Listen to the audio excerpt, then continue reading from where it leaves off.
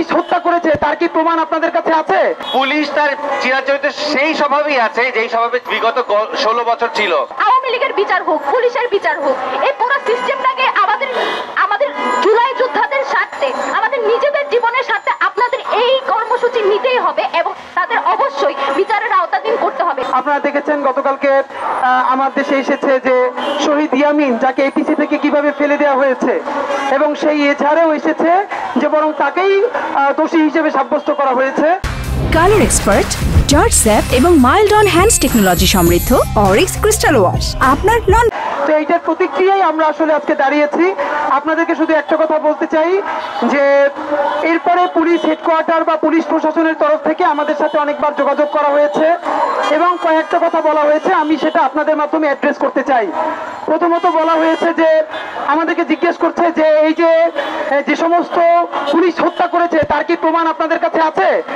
আমরা বলেছি আমাদের কাছে না, সারা বাংলাদেশের অগণিত মানুষের কাছে হাজার হাজার ভিডিও ফুটেজ আছে, সুতরাং সেই ভিডিও ফুটেজ দেখেই তাদেরকে শনাক্ত করা সম্ভব। দ্বিতীয়ত আমাদেরকে বলেছে তাহলে তারা এখন কোথায় আছে তা আমাদেরকে দেন, আমরা ধরি।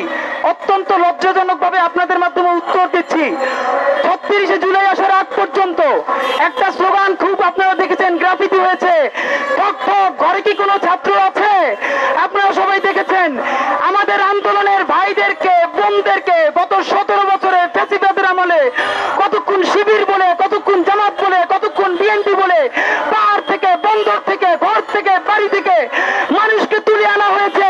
পুলিশ কি কখন আমাদেরকে বলেছিল তাদের ঠিকানা আমাদেরকে দেন? আপনারা দেখবেন যেসব পুলিশের অভিযুক্ত হয়েছে তাদেরকে সাজা দেওয়া হচ্ছে, তাদেরকে বদলি করা হচ্ছে পার্বত্য চট্টগ্রামে, যার ফলস্বরূপ গত 6 মাসে 3-4 বারের অধিক পার্বত্য চট্টগ্রাম উত্তপ্ত হয়েছে।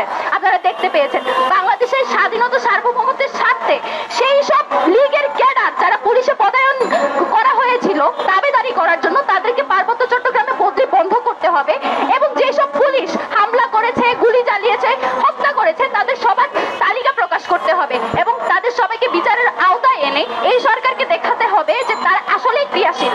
বিগত এই 5 মাস পার হওয়ার পরেও আমরা শুধু আসলে ইউনিফর্মটা চেঞ্জ করলে যে আমাদের চারিত্রিক বৈশিষ্ট্য বিন্দু মাত্র চেঞ্জ হয় নাই, সেটারই কিন্তু ফসল দেখতে পাচ্ছি বিগত কয়েকদিনের ঘটনাচক্রে।